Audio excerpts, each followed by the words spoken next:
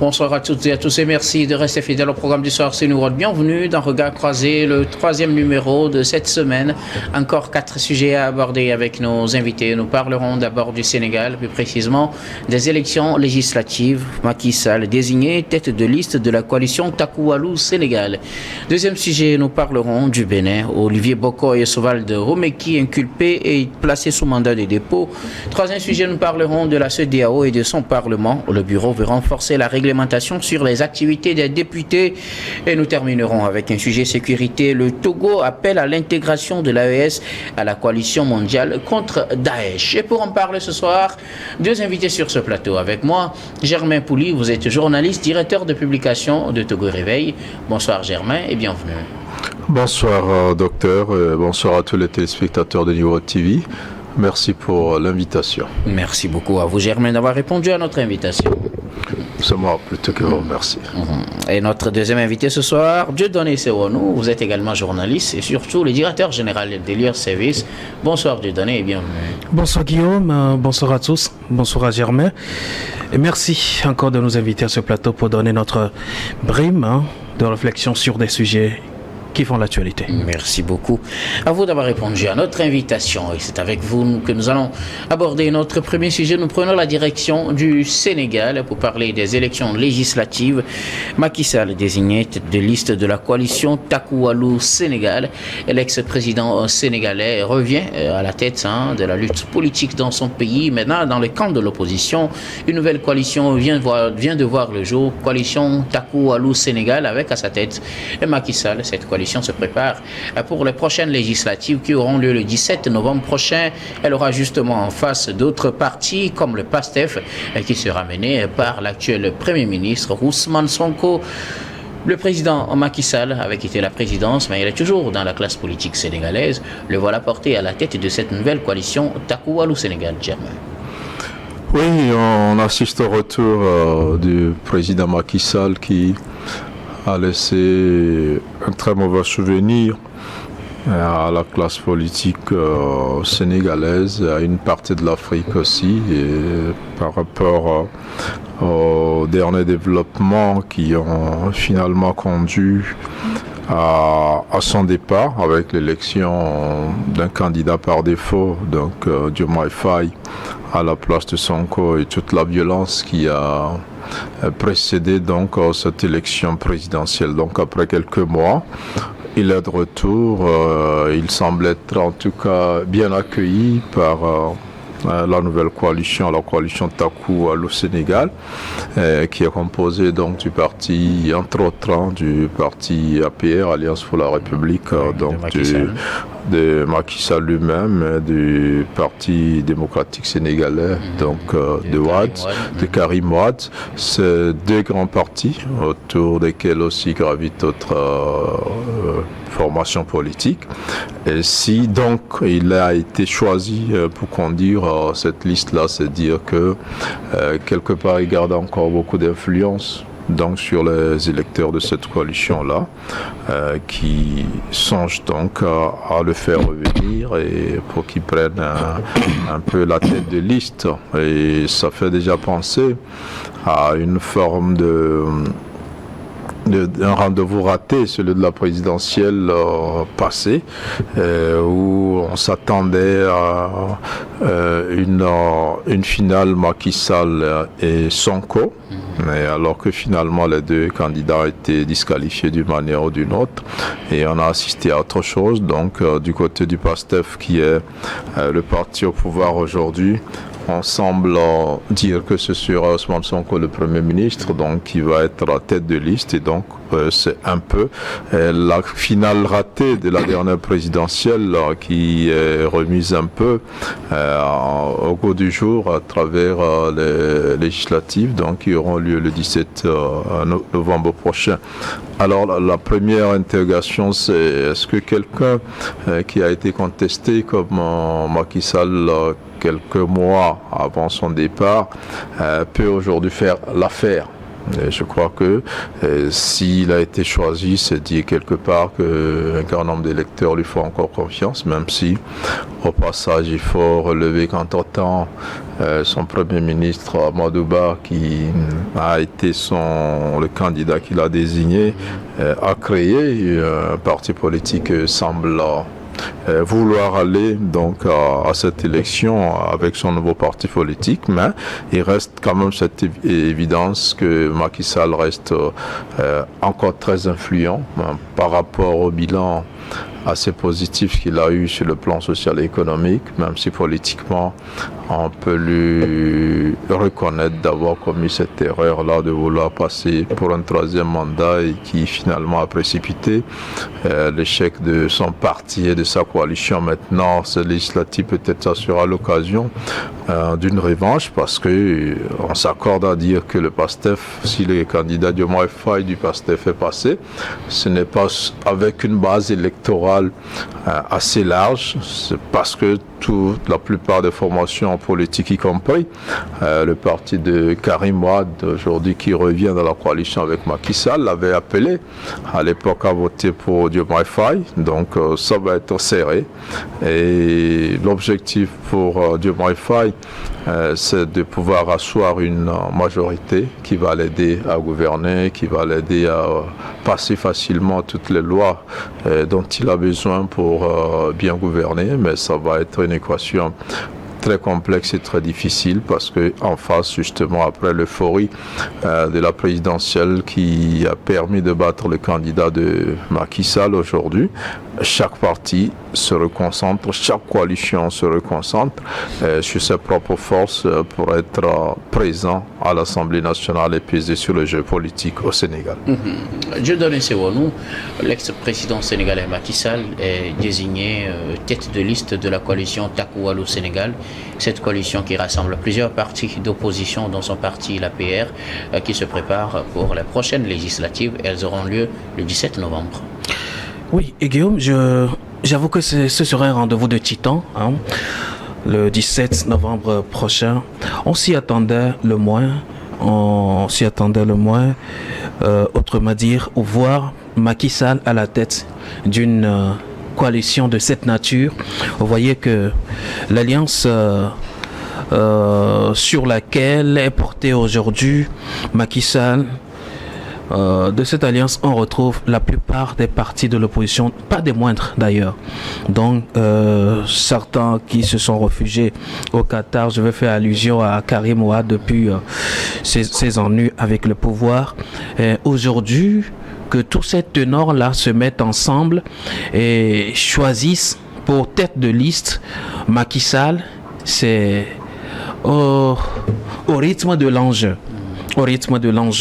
Et donc je dis ce ne serait pas une partie facile comme on l'aurait pensé pour le duo Diomaye Faye en dissolvant l'Assemblée nationale pour avoir une coudée franche cette fois-ci et gouverner comme cela se doit. Macky Sall, quoi qu'on dise, a encore un aura sur la classe politique sénégalaise et tous ceux qui aujourd'hui boutent le pouvoir de Diomaye Faye et Ousmane Sonko se range très rapidement derrière Macky Sall qui avait toutes ses racines et qui a toujours ses racines en place, hein, et donc qui ne cherche pas maintenant à s'installer. Il s'est déjà installé. Macky Sall, je le dis toujours, a mal digéré ces dernières minutes à la présidence et donc n'a pas su aussi gérer son arrière comme cela se doit. La preuve, on en a parlé ici, le dauphin qu'il a mis en place ou alors qu'il a proposé, il savait très bien qu'il ne pourrait pas faire l'affaire, mais à défaut de qui il a positionné, sachant bien tout ce qui pourrait arriver. Et donc Macky Sall est sorti par une porte, et je ne saurais la qualifier petite ou grande, mais ses dernières minutes à la présidence n'ont pas été très très très roses. Mais aujourd'hui, j'ai l'impression que la situation est en train d'être reconstruite en sa faveur d'une manière ou d'une autre, mais les dessins seront beaucoup plus clairs le soir du 17 novembre prochain. Mais je rappelle que ça ne va pas être très facile. Aussi, de l'autre côté, nous voyons le camp Sonko. Et donc, le duel là serait encore en place pour longtemps. On n'en a pas encore fini avec la série Ousmane Sonko et Macky Sall. On en aura encore pour longtemps avec voilà, un nouvel épisode s'annonce très bien.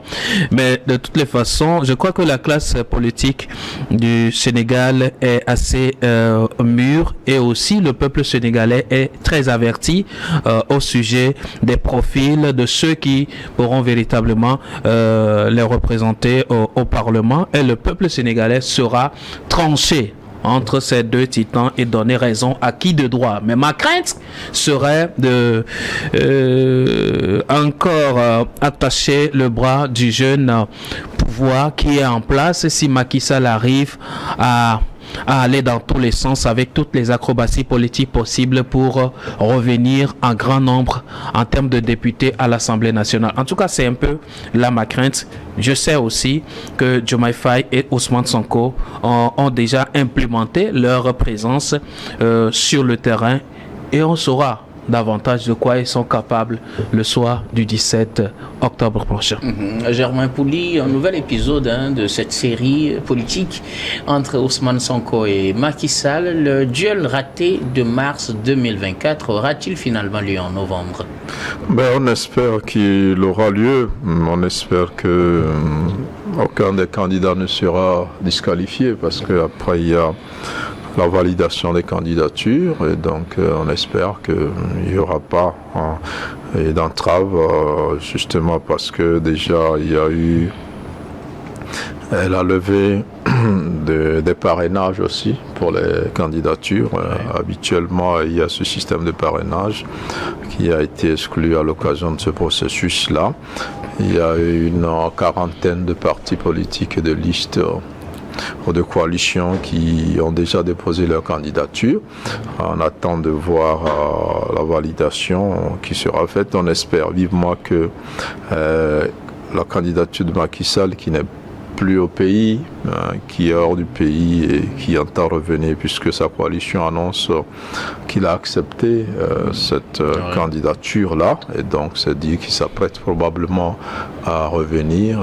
Espérons qu'on ne trouvera pas un moyen, comme ça se fait dans les pays, comme ça a été fait dans le cas de Sonko, pour le disqualifier. J'espère que Sonko et Diomaye Faye ne vont pas chercher la petite bête pour pouvoir aussi disqualifier Macky Sall, qui demeure, comme on vient de le constater tous, une bête de scène, qui demeure quand même un leader qui a encore assez d'influence au Sénégal et qui est capable de faire basculer cette élection dans un certain sens. Donc si ça avait lieu, surtout que le Premier ministre Sonko se prépare lui aussi à être la tête de liste de sa coalition, ça va se jouer sur les images, sur l'aura de ces deux candidats qui auraient dû en principe s'affronter à la dernière présidentielle, si tant est que Macky Sall avait finalement pu être candidat, et en n'étant pas candidat, il avait provoqué la disqualification de la candidature de Sonko. On espère que Sonko ne va pas prendre sa revanche sur Macky Sall et qu'il va laisser les jeux ouverts pour qu'on puisse assister à un beau duel qui participera au renforcement de la démocratie sénégalaise. Et il y a quelque chose d'assez intéressant qu'on peut déjà apprécier au Sénégal, c'est le sens du consensus qui est assez présent sur la scène politique sénégalaise. Et même quand c'est chaud, les hommes politiques arrivent à s'entendre pour mettre l'intérêt du pays en avant. On a vu un peu comment la sortie de Macky Sall a été organisée avec un large consensus autour, y compris l'élection de Diomaye Faye aussi, qui a été le fruit d'un large consensus de la classe politique. Et aujourd'hui, plusieurs partis qui ont appelé à l'élection de Diomaye Faye se réorganisent en tant qu'opposition et vont à cette élection-là avec l'espoir donc de récupérer leur part d'électorat au sein donc des populations togolaises et au sein des instances donc qui seront mises en place, notamment le nouveau Parlement qui va pouvoir siéger pendant tout le mandat de Diomaye Faye. Donc ça va être une belle élection. En tout cas, je le souhaite. Et je souhaite surtout qu'il n'y ait pas d'argutie, qu'il n'y ait pas de manœuvre pour écarter la candidature de Macky Sall, et comme cela, que ces deux personnalités qui auraient dû s'affronter il y a quelques mois dans les urnes s'affrontent autrement sur un autre terrain, sur le plan législatif, et le Parlement aussi, qui est une zone d'influence du pouvoir où le pouvoir s'exerce véritablement. Et ça me rappelle aussi le retour du président français François Hollande, qui dernièrement aussi est revenu. C'est vrai qu'on n'a pas l'habitude de voir des anciens présidents revenir comme députés, mais depuis un temps, et comme on a pu le remarquer en France tout dernièrement avec François Hollande qui a réussi à se faire élire, qui est revenu, ce n'est donc pas exclu que Macky Sall revienne, même s'il ne va pas siéger, pour pousser la campagne donc de sa coalition. Et on annonce aussi probablement sur sa liste un certain Karim Wade aussi, qui pourra être autorisé à compétir à cette élection.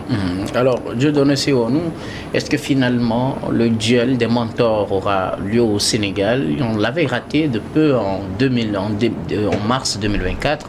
Macky Sall ne pouvait pas se présenter à participer à la présidentielle. Ousmane Sonko non plus n'a pas pu le faire. Sa candidature a été carrément recalée. Est-ce que finalement on a des chances de les revoir en compétition, clairement, pour ces législatives?